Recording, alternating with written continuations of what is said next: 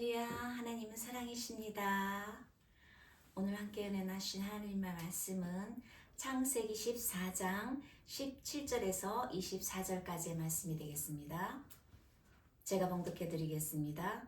아브라함이 그돌라오멜과 그와 함께한 왕들을 쳐부수고 돌아올 때에 소돔 왕이 사회 골짜기 곧 왕의 골짜기로 나와 그를 영접하였고 살렘 왕 멜기세덱이 떡과 포도주를 가지고 나왔으니 그는 지극히 높으신 하나님의 제사장이었더라.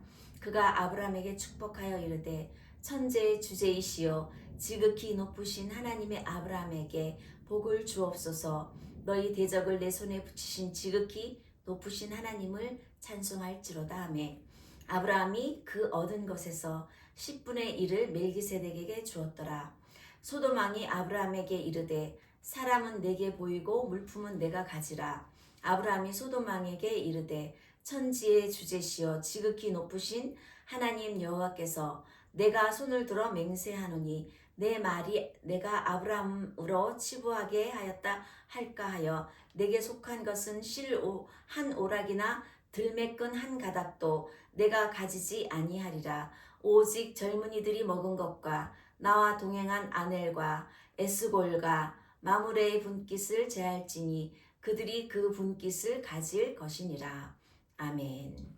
오늘 이 말씀을 가지고 성찬의 신비한 축복이란 제목으로 함께 은혜 나누기를 원합니다. 오늘 본문은 조카 롯을 구하고 메소포타미아 연합군을 쳐부수고 전쟁에서 이기고 돌아온 아브라함에게 가나안 남부 지역에 있었던 왕 2명이 환대하면서 나와서 그를 축복했던 그러한 이벤트입니다. 그 남부 지방의 2명의 왕의 이름은 한 명은 예루살렘의 왕 멜기세덱이고 또 한 명은 소돔 왕이었습니다. 그래서 그들은 이 두 왕은 전쟁에 지친 아브라함의 군대에게 먹을 것과 마실 것을 제공하며 하나님의 복을 빌어줬습니다. 이에 아브라함은 그 왕들에게 전리품의 10분의 1을 그에게 주었습니다. 그리고 또 한 명의 왕은 소돔 왕이었는데 그는 이 전쟁을 불러일으킨 장본 중에 하나였어요. 그래서 아브라함에게 오늘 본문의 말씀에 보면 전리품은 챙기고 자기 사람들은 돌려달라고 말했어요. 거기에서 그 소돔 왕은 감사의 말이 전혀 없었습니다. 아브라함은 전리품까지 다 돌려주었습니다. 왜냐하면 그의 사람됨으로 보아서는 그 전리품으로 말미암아서 나중에 아브라함이 부자가 되었다 이렇게 막 안 좋은 그 막말을 할 수도 있고 또 복을 주신 하나님께 혹시 폐를 끼칠까봐 그렇게 아무것도 얻지 않았습니다. 그래서 구약 시대에는 수많은 의식이 있어요. 많은 제사들이 있습니다. 우리가 잘 아는 번제물도 있고 또 여러 가지 그 화목제물, 속죄제물 또 구약에 보면은 여러 가지 스타일의 의식이 있는데 그 수많은 의식의 법이 예수 그리스도께서 십자가에 못 박히신 그런 마지막 제물 모든 의식이 예수 그리스도의 십자가의 보혈에 의해서 깨트려졌어요. 그래서 우리는 예수 그리스도께서 오셨고 구약 시대에서도 있었던 법률이지만 신약 시대에 오셔서 예수 그리스도께서 재림하는 날까지 반드시 이 법을 지키고 기념하라는 법은 바로 2가지가 있습니다. 성찬과 침례입니다. 그래서 오늘은 이 성찬을 통해서 예수 그리스도께서 모든 의식의 법이 어긋나더라도 이 성찬과 침례는 반드시 받으라 이렇게 말씀하셨어요. 왜냐하면 그 안에는 위대한 축복이 들어있어요. 그 이유는 무엇이냐면 성찬의 신비한 축복이 어떠한 것인지 또 성찬식에서 주어지는 이전에 받았던 그런 성찬보다 앞으로 받는 성찬이 더 새롭게 되어질 수 있는 그러한 체험을 할 수 있는 그러한 놀라운 시간이 되기를 원합니다. 여기서 일단 그 멜기세덱이 누구냐 하는 것을 다루어 볼 때 이 멜기세덱은 살렘 왕, 또 평화의 왕, 의의 왕이라는 닉네임을 갖고 있습니다. 여기서 멜기세덱이 도대체 누구냐 하는 그러한 여러 가지 논쟁이 있습니다. 그래서 학자들 간에 그러한 논쟁이 보통 여러 가지 학설로 나와 있는데, 그 중에 하나는 노아의 첫째 아들이었던 셈이 바로 그 당시에 예루살렘 근처에서 나라를 다스렸다. 그러한 기록과 연대가 일치했다. 라는 주장이 있기 때문에 혹시 셈이 아닌가, 셈족이 아닌가 라는 설과, 또 하나는 여호와의 사자가 일시적으로 이 성찬식을 위해서 사람처럼 보이게 해서 바로 아브라함에 나타나지 않았는가라고 주장하는 사람. 또 하나는 어떤 사람들이 말하기를 예수 그리스도는 아브라함 이전부터 계시며 천지 창조 이전부터 계시기 때문에 그때 계셨던 예수께서 이 땅에 오시기 전에 아브라함에게 일시적으로 예수님 모형이 잠깐 나타나지 않았나라는 이런 주장, 이 세 가지 주장이 좀 강한 주장인데요. 여기서 보면 또 이 마지막 주장에 덧받쳐주는 말씀이 히브리서 7장 전체적으로 나와 있습니다. 보면 멜기세덱에 대해서 기록하기를 그는 아비도 없으며 시작도 없으며 끝도 없다고 말하며 또 영원하다고 말하셨으니 바로 이분이 예수 그리스도를 상징하지 않느냐라는 히브리서 기자의 내용입니다. 아마 예수님의 모형으로 보면 틀림이 없을 것입니다. 우리가 성찬을 뗄 때 그 성찬의 목적이 무엇일까요? 성찬의 목적은 제 용서의 은총과 나를 구원하신 것을 기념하는 거룩한 예식입니다. 그래서 고린도전서 11장 23절에서 25절까지의 말씀을 보면 내가 너희에게 전한 것은 주께 받은 것이니 곧 주 예수께서 잡히시던 밤에 떡을 가지사 축사하시고 떼어 이르시되 이것은 너희를 위하는 내 몸이니 이것을 행하여 나를 기념하라 하시고 식후에 또한 그와 같이 잔을 가지시고 이르시되 이 잔은 내 피로 세운 새 언약이니 이것을 행하여 마실 때마다 나를 기념하라 하였으니. 그래서 떡을 떼는 것이 무엇입니까? 이 떡은 나를 위해 예수님께서 찢기신 살을 기념하고 이 포도즙은 나를 위해 흘리신 이 피를 상징하는 뜻입니다. 그래서 우리를 위하여 주님께서 당신의 몸을 십자가에 내어놓는 그러한 것이죠. 그래서 성만찬은 예수님의 십자가를 의미하는 사건입니다. 예수님께서 잡히시기 바로 전 제자들과 함께 주의 만찬을 나누시면서 당신의 죽음을 예고하신 그러한 성찬이기도 합니다. 그래서 성찬을 대하기 전에는 우리가 이전에 우리의 죄가 어떤 것이 있는가, 내가 어떠한 죄를 지었는가 하는 것을 뒤돌아볼 필요가 있습니다. 우리가 이 예수님이 성찬을 제정하기 이전에 이 아브라함 때도 이렇게 멜기세덱을 통해서 성찬을 했습니다. 또 모세 때에도 구약 시절에 문설주와 임방에 예수 그리스도의 그런 보혈의 피를 상징하는 짐승의 피를 바르고 또 유월절에 무교병을 먹었다고 기록이 있습니다.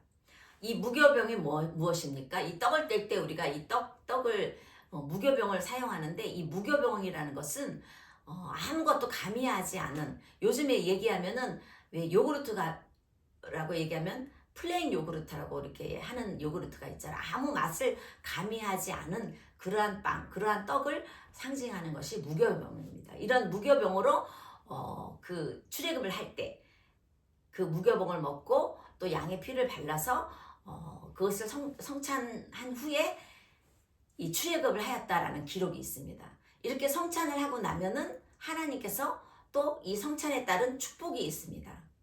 이 모세의 시절에는 바로 자유의 축복을 주셨죠. 그러면 이 아브라함의 시절은 어떠한 축복이 있었을까요? 이 아브라함이 이 멜기세덱에게 성찬을 받았을 때 이 아브라함은 이삭을 축복으로 받았습니다. 그러면 우리가 예수 그리스도를 통해서 우리는 어떠한 축복을 받았습니까?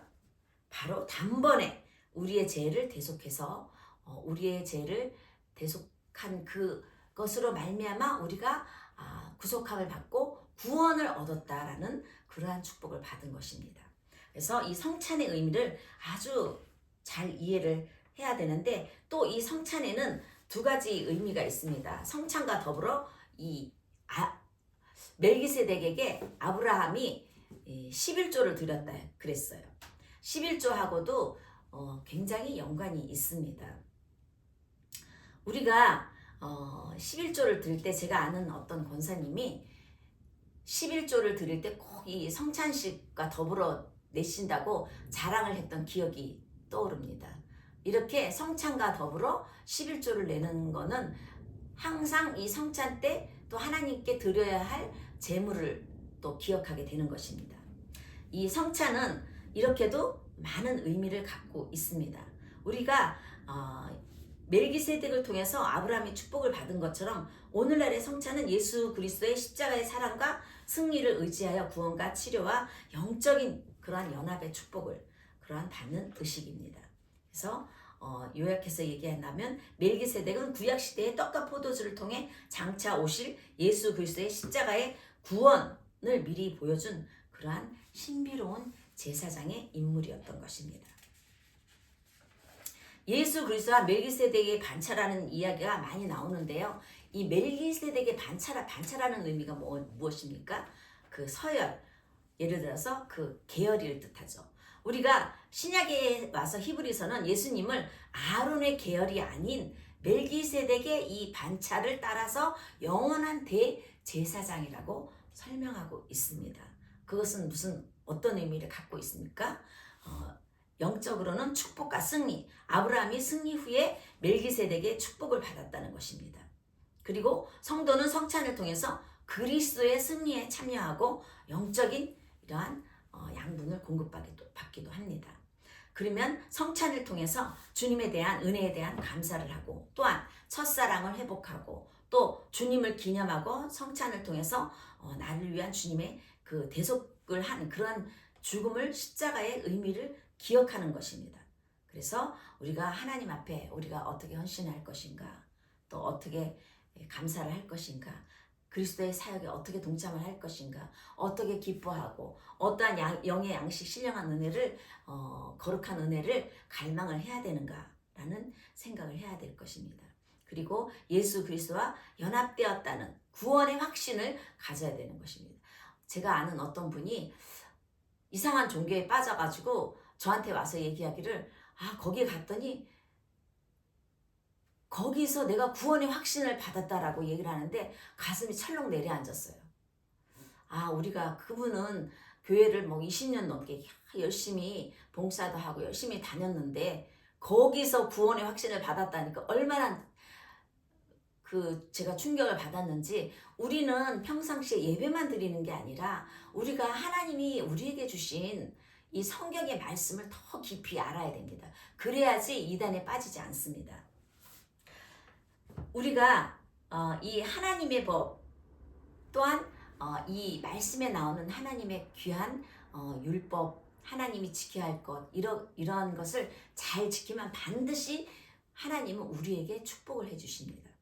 그래서 우리가 일본에서 유명한 또 어떤 여류 작가의 이야기가 있습니다. 그 여류 작가는 어떤 분이냐면 바로 미우라 아야코. 이 미우라 아야코라는 유명한 여류 작가가 있는데, 미우라 아야코는 작가가 되기 전에 구멍가게를 했어요.